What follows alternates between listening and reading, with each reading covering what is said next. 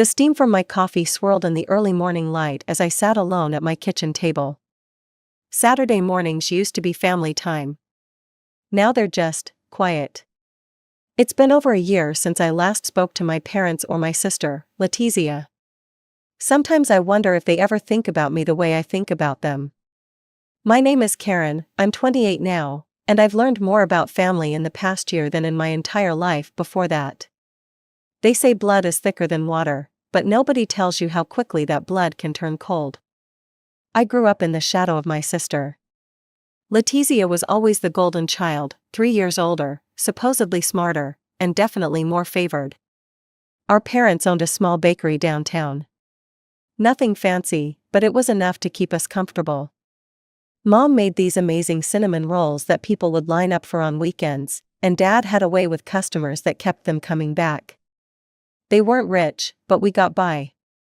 The favoritism started early, but it became undeniable when Letizia turned 16. She started working at the bakery after school, and my parents paid her a real salary. She needs to learn how to manage money, they'd say, one day this place will be hers. I'd hear them telling her how she'd run the bakery someday, how important it was for her to understand every aspect of the business. When my turn came 3 years later, things were different. This is your responsibility to the family, Mom told me on my first day. No salary discussions, no future ownership talks, just expectations. I still remember my first summer there. The bakery would get so hot in July that sweat would drip down your back within minutes. Letizia would be at the register, chatting with customers in the air-conditioned front, while I'd be in the back washing endless pans and mixing heavy dough. Karen, those display trays need cleaning, she'd call out, not even looking up from her phone. And don't forget to restock the napkins. She didn't just boss me around, the other employees got it too. Jorge, our longtime baker, would roll his eyes when she'd walk through the kitchen, clipboard in hand, inspecting things she barely understood. He'd wink at me afterward, which made it somewhat bearable. Little director throwing her weight around, he'd whisper, and I'd stifle a laugh. But while the staff could laugh it off, I couldn't. This was my family, this was my life.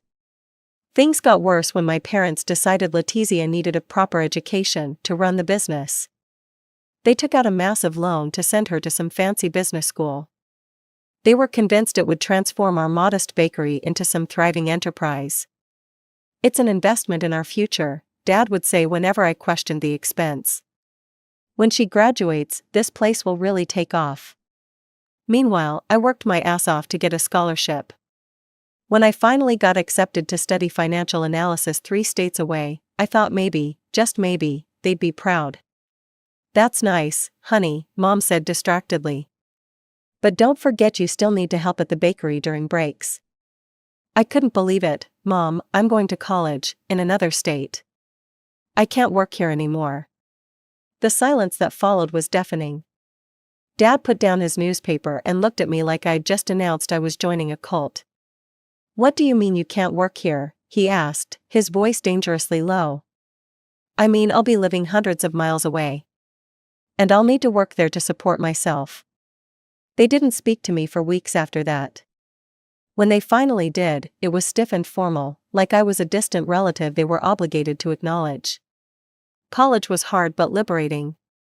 I worked odd jobs, waiting tables, tutoring, anything that paid, while maintaining my scholarship. I never once received a dime from my parents, not even when I got sick my sophomore year and couldn't work for a month. I ate ramen for weeks while Letizia was posting Instagram photos of her spring break in Cancun. After graduation, I had planned to stay away. Build a new life somewhere they couldn't reach me. But then Grandma called. Karen, honey, her familiar voice crackled over the phone. I'm not getting any younger, I want to see more of you before. She didn't finish the sentence, she didn't need to. So I came back, found a decent job as a financial analyst at a local firm. Rented a small but clean apartment, visited Grandma every Sunday. Avoided my parents and Letizia as much as possible. For a while, it worked, I was building something of my own. Saving money, making friends who valued me. Then the call came that changed everything. It was a Tuesday evening when my phone rang with my parents' number. I almost didn't answer. We'd barely spoken in years. When I finally picked up, Mom's voice sounded strained. "Karen, we need your help," she said without preamble. "The bakery is in trouble." She explained they were behind on electricity bills and owed money to suppliers. They needed $5,000, urgently. "If we don't pay by Friday, they'll cut our power," Dad chimed in from the extension. "We could lose everything." I should have asked more questions. I should have demanded to see their books. Instead, I transferred the money that night. Maybe part of me was still that 16-year-old girl desperate for her parents' approval. 3 months later, they called again. This time, they suggested a temporary arrangement, $2,000 monthly until the bakery stabilized. By then, Letizia had officially taken over as director, with our parents stepping back into semi-retirement. "It's just until things turn around," Mom promised. "Your sister has some amazing plans. We'll pay you back every penny." I agreed, though it meant cutting back on everything. No more dinners out, no new clothes. I canceled my gym membership. Moved to an even smaller apartment to save on rent. "You're a lifesaver, Karen," Dad said the first time I handed over my hard-earned money. He didn't meet my eyes. One afternoon, I visited Grandma and found her sorting through bills at her kitchen table. When I asked what she was doing, she sighed heavily. "Your parents and Letizia came by last week," she said, removing her reading glasses. "They needed money for renovations. Your sister wants to rebrand the bakery."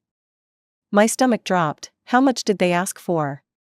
$10,000, she said quietly. I gave it to them. Family helps family, right? I didn't have the heart to tell her I'd already given them $17,000 by that point. The next day, I drove past the bakery. There was a small "Pardon our dust" sign in the window, but nothing that looked like major renovations. Inside, Letizia was directing a worker to paint one wall a trendy sage green. That was the rebranding, a coat of paint and some new light fixtures. Meanwhile, I was paying their suppliers directly because I'd discovered they were using some of my money for non-essential expenses. Like Letizia's new MacBook. Or the weekend business conference she attended at a spa resort. One evening after a particularly rough day at work, I gathered my courage and stopped by the bakery after closing. Letizia was there with our parents, reviewing the day's receipts. "I've been thinking," I said, trying to sound casual. "Since I'm basically funding the operation at this point, maybe I could take a look at your books. I am a financial analyst. I might spot something that could help." The silence that followed was thick enough to cut with a knife. Letizia laughed first, a sharp, dismissive sound. "Thanks, but no thanks," she said, not even looking up from her papers. "I graduated from Wharton Business School. I'm a director. You're what, a manager? I think I can handle my own business." I bit my tongue and left. That night, I calculated how much I'd given them in the past year, $29,000, all my savings, gone. Summer came and my coworkers chatted excitedly about their vacation plans. Hawaii, Europe, even just road trips to the coast. I had nothing planned because I had nothing left. "You should come to my parents' lake house," my friend Melissa offered when she heard I'd be staying in town. "It's not fancy, but it's peaceful." I spent my 1-week vacation helping Melissa's dad fix his dock and reading paperbacks on a faded lawn chair. When Mom called midweek to remind me that their property tax bill was coming due, I nearly threw my phone into the lake. "If you're spending money on vacations, we might not make payroll this month," she said, her guilt trip expertly deployed. "I'm at a friend's house," I replied flatly. "It's costing me nothing." After 18 months of this arrangement, I was done. Emotionally drained. Financially depleted. The breaking point came just days after I returned from Melissa's lake house. "We need to talk," Mom said over the phone. "Can you come over tonight? It's important." When I arrived, Letizia was sitting at the kitchen table, surrounded by glossy travel brochures. "Going somewhere?" I asked, unable to keep the edge from my voice. Letizia stretched like a satisfied cat. I need a break, running a business is stressful. I'm thinking 2 weeks in the Maldives, or maybe a European tour.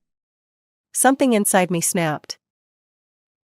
All those months of sacrifice, of eating ramen noodles and declining invitations because I couldn't afford to go out, of watching my bank account dwindle to nothing while she planned luxury vacations.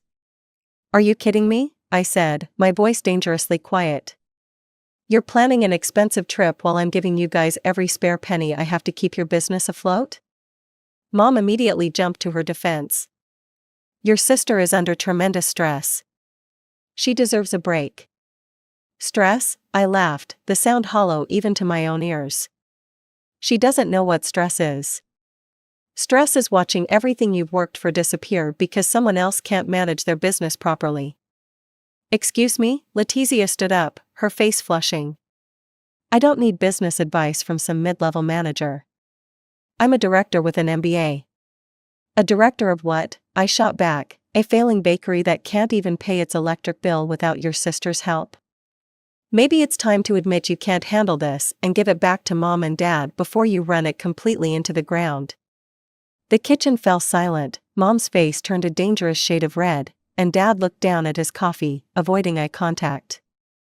It was Letizia who broke the silence, her voice quiet but venomous. You've always been jealous of me, she said, gathering her travel brochures. Always resenting that Mom and Dad saw my potential first. I couldn't believe what I was hearing. Jealous? I've given up my entire savings to keep your business afloat. I haven't had a real vacation in 2 years.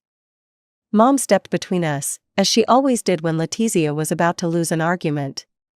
Karen, that's no way to talk to your sister. She's dealing with tremendous pressure, you're being selfish. Selfish? My voice rose despite my best efforts to stay calm.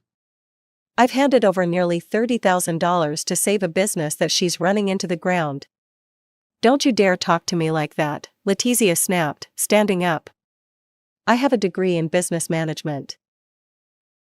I don't need advice from someone who couldn't even get into a decent college. I got a full scholarship, I shot back. I didn't need Mom and Dad to take out loans they couldn't afford. That's enough, Dad finally spoke up, but instead of addressing the real issue, he turned on me. Karen, if you can't speak respectfully to your sister, maybe you should leave.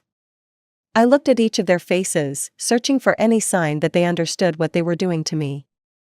There was nothing. Just the same old pattern, protect Letizia at all costs. Fine, I said, my voice suddenly calm, I'll go. But I'm done funding this disaster. All of you are on your own from now on. What's that supposed to mean? Mom demanded.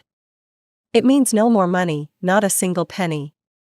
I grabbed my purse and headed for the door. Figure it out yourselves. You can't do that, Letizia called after me, we have suppliers to pay. I paused at the doorway, not bothering to turn around. Then maybe you should cancel your trip to the Maldives. I walked out, the screen door slamming behind me with a satisfying bang. When I got to my car, my hands were shaking so badly I could barely get the key in the ignition. I sat there for a minute, expecting someone, maybe Dad, to come out and try to smooth things over. Nobody did. That night, I wrote the hardest email I've ever written. It was addressed to all 3 of them. After careful consideration, I am no longer able to provide financial support for the bakery. The monthly payments will stop effective immediately. I wish you the best in your future endeavors. Cold and formal, just like a business transaction. Because that's all it had been to them, hadn't it? I wasn't family, I was an ATM. Next, I methodically blocked their numbers on my phone. Removed myself from our family chat. Unfriended and blocked them on every social media platform. It felt both terrible and liberating, like cutting off a limb that had been infected for too long. The weeks that followed were strangely peaceful. No more panicked calls about bills, no more guilt trips, no more watching my bank account dwindle to nothing. I started sleeping through the night again. I bought myself a new phone to replace my ancient one with the cracked screen. Treated myself to a few decent outfits for work. Started putting money back into savings. Little by little, I was rebuilding what I'd lost. 5 months passed without a word from any of them.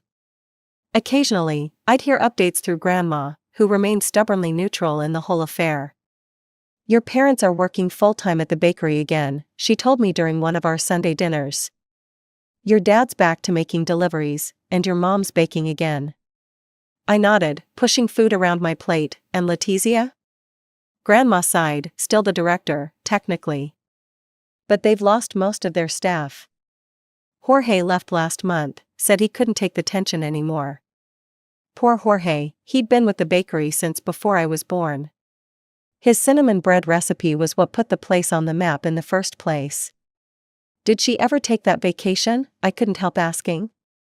"No," Grandma said carefully, "I believe those plans were postponed." I didn't feel the satisfaction I expected. Just a dull ache where my family used to be.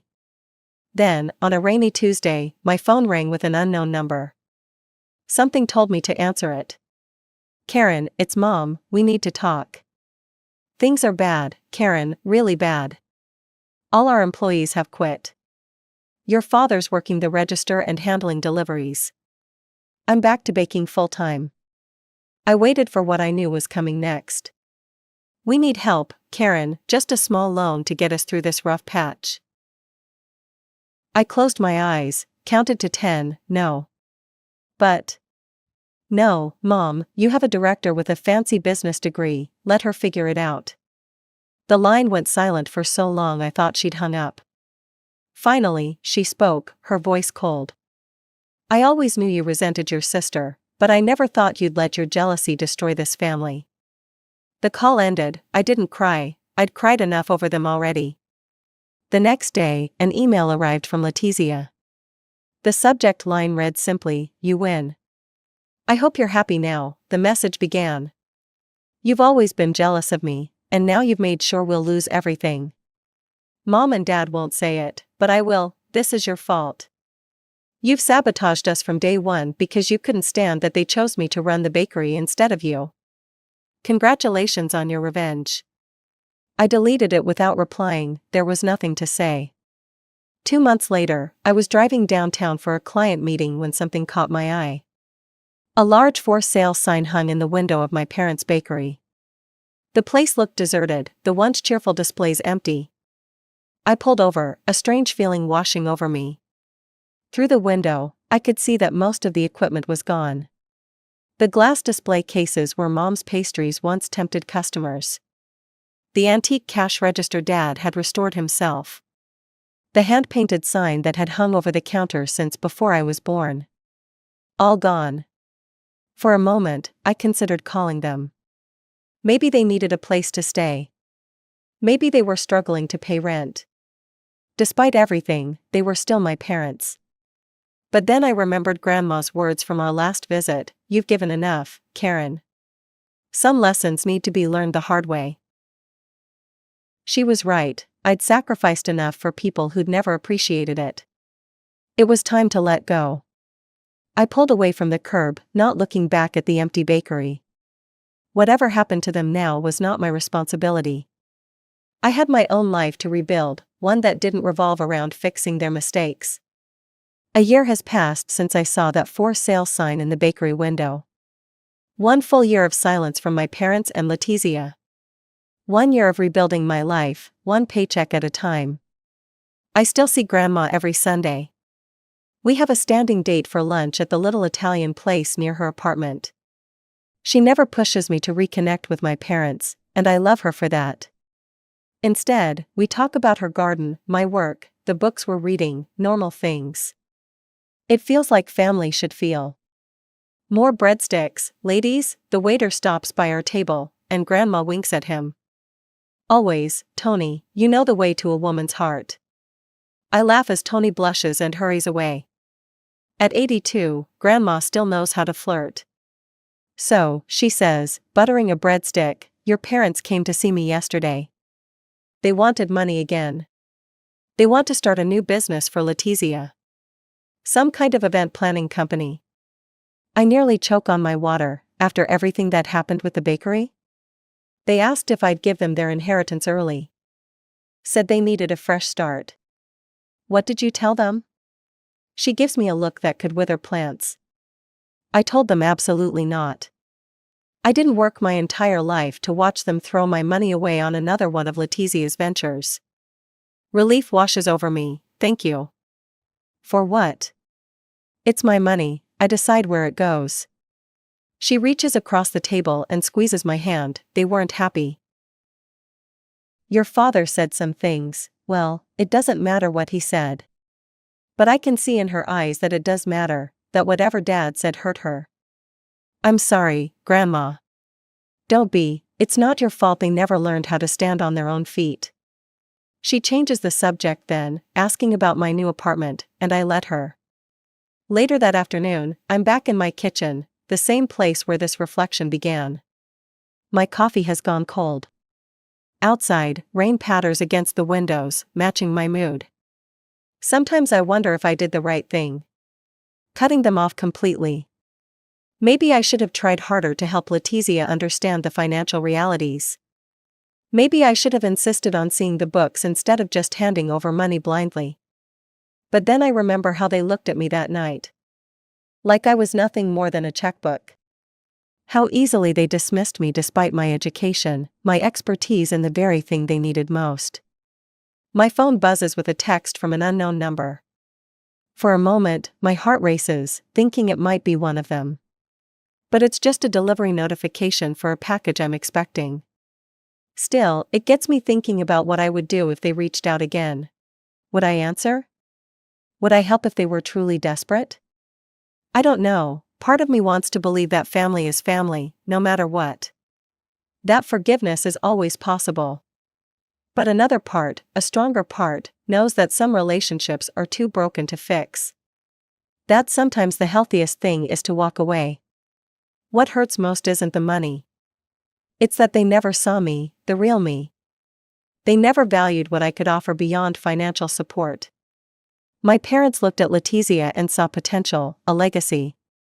They looked at me and saw, what? A backup plan, a safety net? Last week, I ran into Jorge, the former baker from my parents' shop. He's working at a nice restaurant downtown now. Karen, good to see you, kid. He wrapped me in a bear hug that smelled of yeast and cinnamon, just like I remembered. You too, Jorge, how's the new job? Better hours, better pay. He grinned, better boss. We chatted for a while, catching up. As I was leaving, he touched my arm. You did the right thing, you know, walking away. Did I? Your sister was running that place into the ground long before you stopped helping. Some people need to fail before they can learn. His words have been echoing in my head ever since. Some people need to fail before they can learn. Have my parents learned anything? Has Letizia? I doubt it. The fact that they're trying to start another business for her, that they're asking Grandma for money again, suggests they haven't changed at all. But I've learned that I can't fix people who don't want to be fixed. That I can't care more about someone's success than they do. That boundaries aren't just healthy, they're necessary. I've also learned that family isn't just about blood. It's about respect, support, reciprocity. Things I never had with my parents or sister, but that I've found with friends like Melissa, who invited me to her lake house when I had nowhere else to go. With Grandma, who sees me for who I really am. Even with former coworkers like Jorge, who recognized my worth when my own family couldn't. The rain outside is stopping now, sunlight breaking through the clouds. I make a fresh cup of coffee and move to the living room, settling on the couch with a book I've been meaning to finish. My phone remains silent. No calls from unknown numbers, no desperate pleas for help. And that's okay. I used to think the absence of my family would leave a hole in my life that nothing could fill. I was wrong. The hole was already there, created by years of being overlooked, undervalued, taken for granted. Walking away didn't create emptiness, it created space. Space for self-respect, space for genuine relationships, space for growth. Do I miss them? Sometimes. In quiet moments, I remember Dad's laughter in card games, Mom's hand on my forehead when I was sick, even Letizia's excitement when we were kids opening Christmas presents. But missing the good parts doesn't mean accepting the bad. It doesn't mean going back to being their personal bank. It doesn't mean pretending everything is fine when it's not. So here I sit, 1 year later, in my peaceful apartment with my solvent bank account and my quiet dignity. No drama, no guilt trips, no financial emergencies. Just me, building a life on my own terms. And if they ever decide to truly see me, to value me for more than what I can give them, maybe then we can talk about rebuilding bridges. But I won't hold my breath. Some lessons are never learned, no matter how many bakeries are lost or how many inheritances are denied. In the meantime, I have Grandma, I have friends who respect me, I have a career I love. And most importantly, I have myself. The person my family never really knew. That's enough, more than enough. I take a sip of my fresh coffee, savoring the warmth, and turn the page of my book. Outside, the sun has fully emerged from behind the clouds. A new day, my day, and no one can take that from me.